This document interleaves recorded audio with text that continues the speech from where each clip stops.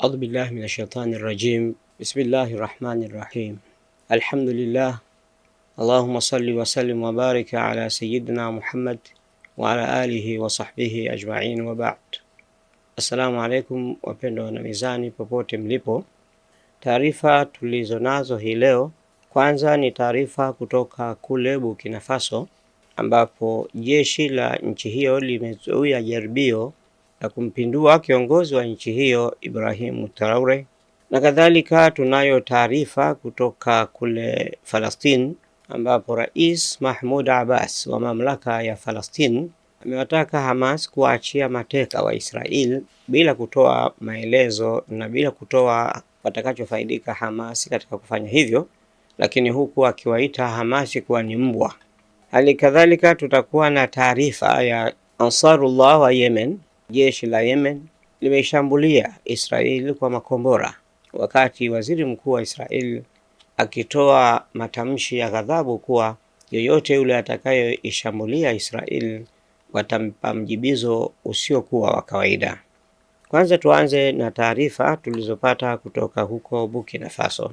Burkina Faso imethibitisha rasmi kwamba kulitokea jaribio la kumpindua serikali ya nchi hiyo ambayo iko mstari wa mbele wa kuleta marekebisho ya kiuchumi kwa maslahi ya wananchi dhidi ya madola ya kibeberu na ya kinyonyaji na ya kikoloni za nchi za Ulaya Magharibi zikiongozwa na Ufaransa. Tangu mapinduzi ya Septemba 2022 yaliyoongozwa na Captain Ibrahim Traore, taifa hilo la Afrika Magharibi limekuwa likiongozwa na utawala wa kijeshi ambao unaungwa mkono na wananchi.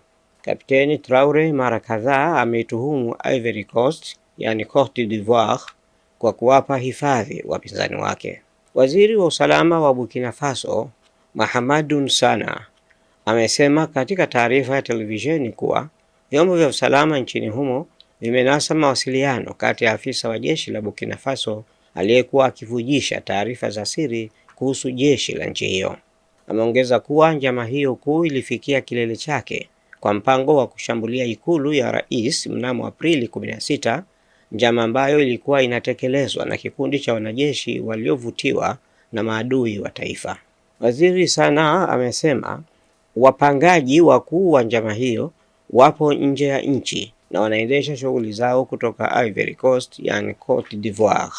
Ameongeza kuwa njama hii inaendelea kutekelezwa kwa kasi kutoka kituo cha uendeshaji mjini Abidjan kwa lengo la kusababisha vurugu nchini Burkina Faso kabla ya mwezi Juni mwaka huu. Wiki iliyopita maafisa kadhaa wa jeshi walikamatwa na kuondolewa kazini, hali iliyochochea uvumi kuhusu jaribio la mapinduzi hayo. Serikali ya kijeshi ya Burkina Faso, Mali na Niger ziliunda muungano wa mataifa ya Sahel AES mnamo Septemba 23 kupitia mkataba wa kuimarisha ushirikiano wa kisiasa, kiuchumi na kiusalama miongoni mwa mataifa hayo matatu ya Afrika Magharibi. Muungano huo wa kupinga ukoloni umechukua hatua madhubuti za kujitenga na ushawishi wa kikoloni, ikiwa ni pamoja na kujiondoa hivi karibuni kutoka Jumuiya ya Kiuchumi ya Mataifa ya Afrika Magharibi ECOWAS na Shirika la Kimataifa la Ufaransa OIF. Mataifa hayo pia yamesitisha makubaliano yote ya ushirikiano wa kijeshi na nchi za Magharibi, hasa Ufaransa na Marekani. Wachambuzi wanaamini kuwa mataifa ya Magharibi yanahusika moja kwa moja na njama za kuangusha serikali maarufu katika nchi hizo tatu. Rais kijana kuliko wote katika bara la Afrika, Ibrahim Traore, amekuwa akifanywa majaribio ya kila mara ya kutaka kuuliwa, na hata hivyo kulikuwepo mmoja kati ya walinzi wake mashuhuri ambaye yeye alikuwa ni mwandani wake ambaye alihusika katika njama hizo, na njama hizo zilikuwa zikifanywa katika jumba la siri la ubalozi wa Marekani nchini Burkina Faso. Taarifa zaidi tutazileta katika makala itakayofuata. Kutoka huko Palestina, rais wa mamlaka ya ndani ya Palestina Mahmoud Abbas ametaka Hamas kuachilia mara moja mateka wa Israel inawashikilia Gaza, akisema huo ndio msingi mkuu unaochochea mashambulizi ya Israel dhidi ya eneo hilo. Akizungumza katika mkutano uliofanyika mjini Ramallah katika eneo la Ukingo wa Magharibi, Abbas amesema kumaliza vita vinavyoendelea Gaza ndio kipaumbele chake kutokana na kile alichokitaja kushuhudiwa kwa hasara kubwa, ikiwemo vifo vya raia, uharibifu wa mali kufuatia mashambulizi ya Israeli dhidi ya miundombinu ya raia. Katika hotuba yake ambayo ilichanganyika na maneno makali yakiita Hamasi wana wa mbwa, amelitaka kundi hilo kuweka silaha chini ili kuepusha vifo vya Wafalastini vinavyotokana na mashambulizi ya vikosi vya Israeli, ukosefu wa huduma muhimu za kiutu, kwa kile tu alichokisema kuendelea kuwashikilia mateka wa Israeli, hasa akimrejelea Edan Alexander ambaye anaripotiwa alikuwa katika orodha ya mateka ambao Israeli iliomba waachiwe katika pendekezo lililokataliwa hivi karibuni na Hamas. Hamas ndio wamewapa wavamizi wa kimabavu visingizio vya kuendeleza uhalifu wao katika ukanda wa Gaza kwa kuendelea kuwashikilia mateka, alisema Mahmoud Abbas. Aliongeza kwamba kwa nini wamewachukua mateka? Mimi ndiye ninailipa gharama. Watu wetu wanalipa gharama na wala si Israeli. Hivi mmeona ni watu wangapi wamekufa tangu 2007? Kila siku tunalipa gharama. Ndugu zangu, tafadhalini waachieni tu. Kufuatia hotuba hiyo kali ya rais wa mamlaka ya Falastini anayeungwa mkono na mataifa ya Magharibi na ambaye hana mamlaka juu ya Hamas, imejibiwa vikali na Hamas. Basim Naim, miongoni mwa maafisa wa ngazi za juu wa Hamas, amesema mtu aliyetoa matamshi hayo makali amepoteza sifa zote za uongozi. Ama katika juhudi za upatanishi wa mzozo huo zilizo chini ya Misri na Qatar, wapatanishi wanaendelea kuandaa mapendekezo ya usitishwaji wa vita kwa mwaka mmoja, kuondolewa kwa vikosi vya Israeli ukanda wa Gaza, pamoja na kuachiliwa kwa wafungwa wa Kifalastini wanaoshikiliwa Israeli. Hii ni kwa mujibu wa vyanzo kutoka ndani ya wapatanishi. Hamas imeendelea kushikilia msimamo wake kwamba itawaachilia mateka ikiwa tu Israeli itawaachilia wafungwa, itaondoa kikamilifu vikosi vyake Gaza na usitishwaji wa kudumu wa mapigano. Katika uwanja wa mapigano, Israeli imeendelea kuishambulia Gaza ambapo watu 18 wameuawa, wakiwemo 11 waliokufa kwenye shambulio la shule iliyogeuzwa kuwa kambi ya wakimbizi. Israeli haijatoa tamko lolote kufuatia mashambulizi yao ya mapema jana Jumatano, Aprili 23. Wakati hayo yakiendelea, jeshi la Yemen limethibitisha kuhusika na shambulio la kombora la mapema jana asubuhi siku ya Jumatano kuelekea kaskazini mwa Israeli. Israeli bado hajatoa tamko rasmi juu ya hilo, ukiacha tamko la Benjamin Netanyahu alilolitoa mnamo Aprili 19 kwamba yeyote atakayeshambulia Israeli basi atapata mjibizo ulio na ukali zaidi kuliko alivyofanya yeye. Taarifa ya mwisho tulionayo ni ile inayozungumzia shambulio hilo, ambapo jana siku ya Jumatano Aprili 23, shirika la utangazaji la Ujerumani DW limenukuu taarifa iliyochapishwa mnamo siku ya Jumatano Aprili 23 ikisema Ansarullah wa Yemen wamefanya shambulio la nadra la kombora kuelekea kaskazini mwa Israeli mapema siku ya Jumatano Aprili 23, katika wakati ambapo wanakabiliwa na mashambulio ya anga ya mwezi mzima kutoka vikosi vya Marekani. Ving'ora vya tahadhari vilisikika katika miji kadhaa ikiwemo wa Haifa, Krayot na maeneo karibu na bahari ya Galalia.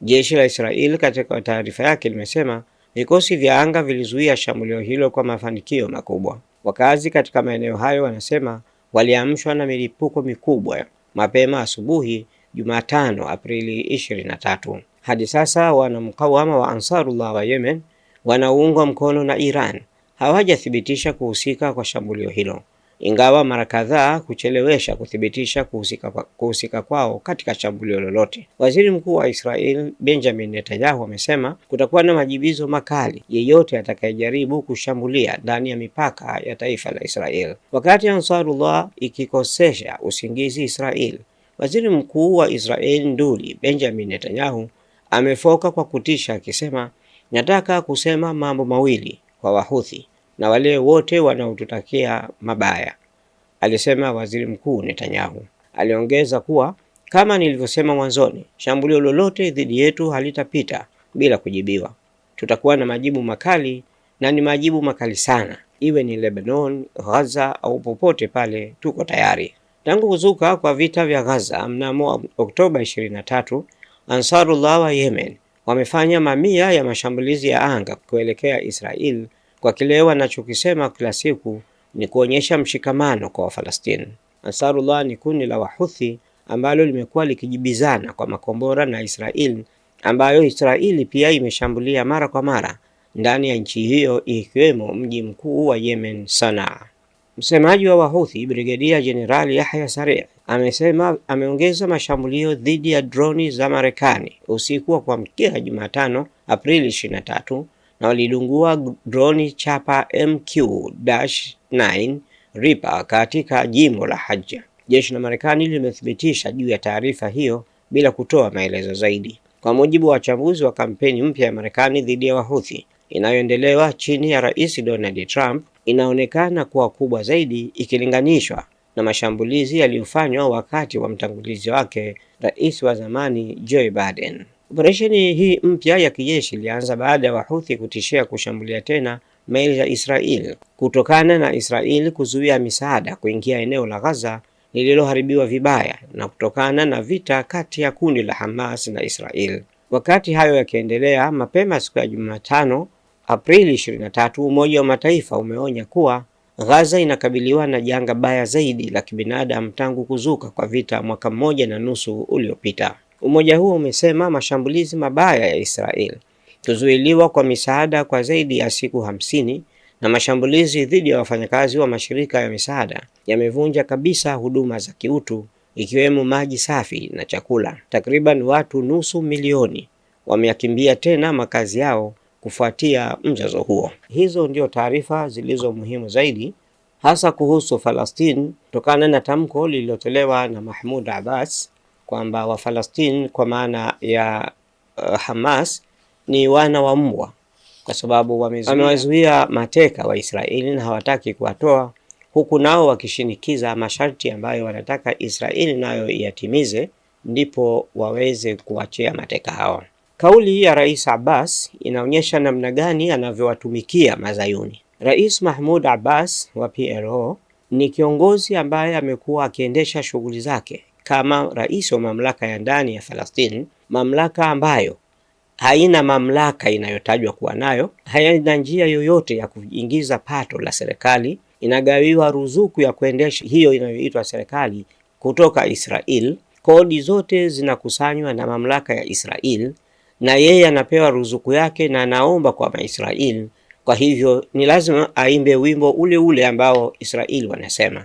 Mateka wa Israel ambao wanashikiliwa na Hamas hawazidi 100, wako chini ya 100, wakati Israel inao wa Falastini ambao wametekwa na kufunguliwa mashtaka na wasiofunguliwa mashtaka zaidi ya 10,000 katika korokoro mbalimbali za Israel, wakiteswa, wakiuliwa kwa kila aina ya mateso.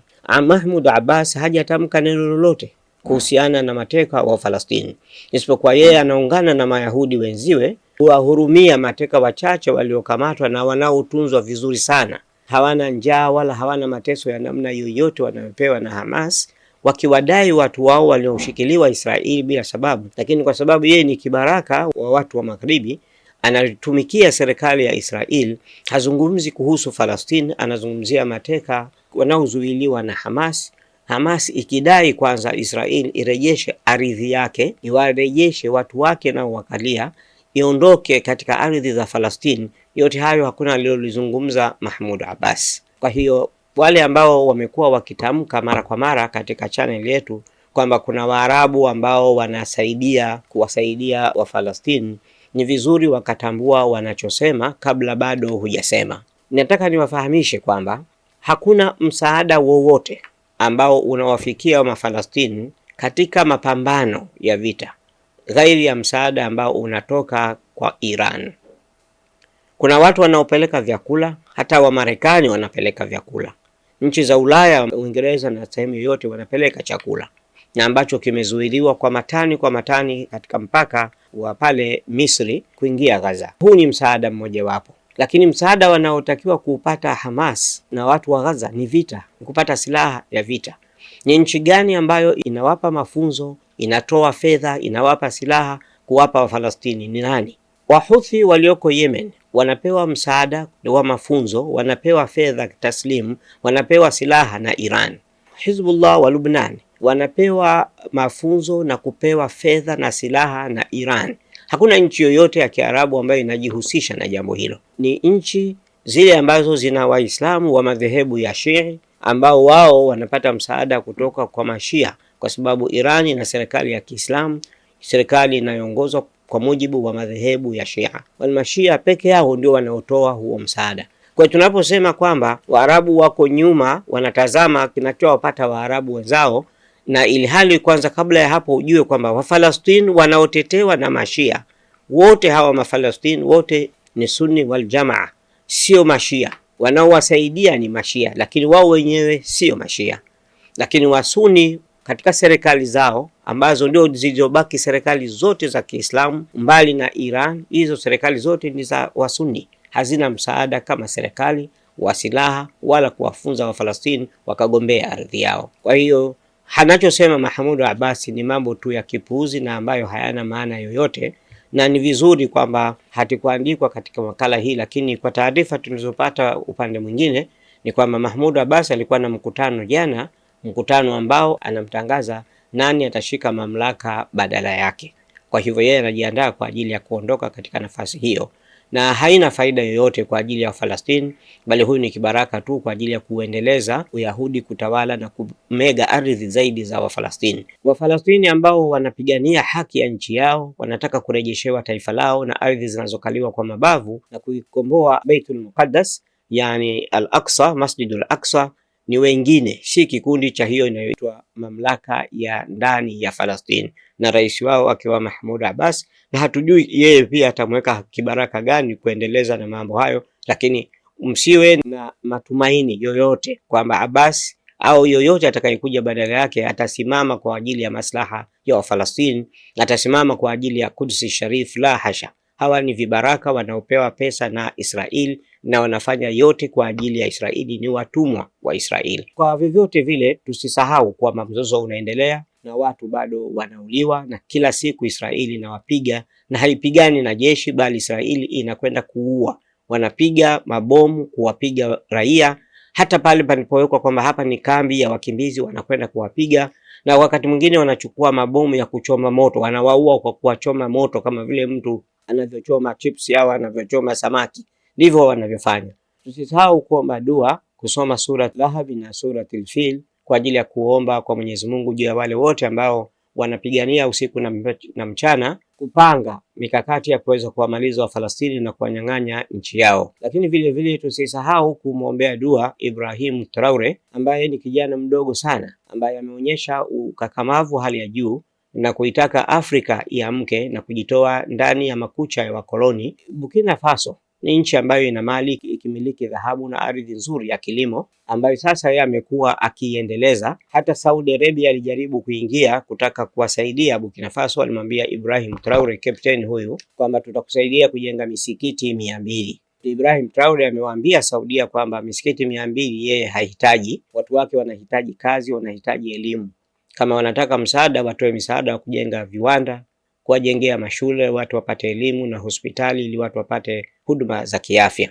Tusahau kumwombea dua kwa Mwenyezi Mungu amnusuru katika yote wanayoyapanga, na vile vile kuombea dunia yote kwa ujumla, mahala popote pale ambapo damu za watu zinamwagika pasipokuwa na sababu za msingi, kama vile Kongo ambapo imevamiwa na Rwanda wakiua watu na kuteka ardhi za Kongo na kuiba mali za Kongo usiku na mchana. Kuna vita vinavyoendelea kati ya Ukraine na Urusi, vile vile kuna vita Sudan baina ya wao wenyewe kwa wenyewe. Hayo yote ni maafa na hayatakiwi katika ulimwengu. Tuzidi kumwomba Mwenyezi Mungu katika ibada zetu, na tusisahau kuiombea nchi yetu na kuwaombea viongozi wetu wa taifa letu wanaotuongoza, rais pamoja na wasaidizi wake, na tumuombe Mwenyezi Mungu ajalie wale watakaompa shauri rais wetu Mama Samia Suluhu Hassan wampe mashauri yaliyokuwa mazuri, na yeye vile vile Mwenyezi Mungu ampe hekima na uwezo wa kuweza kuamua yale ambayo yatakuwa ni yenye manufaa kwa ajili ya taifa letu na wananchi tunaoishi ndani yake. Assalamu alaikum warahmatullahi wabarakatuh. Usisahau kulike, kushare, kucomment na kusubscribe Mizani Online TV ili uendelee kupata mfululizo wa vipindi vijavyo.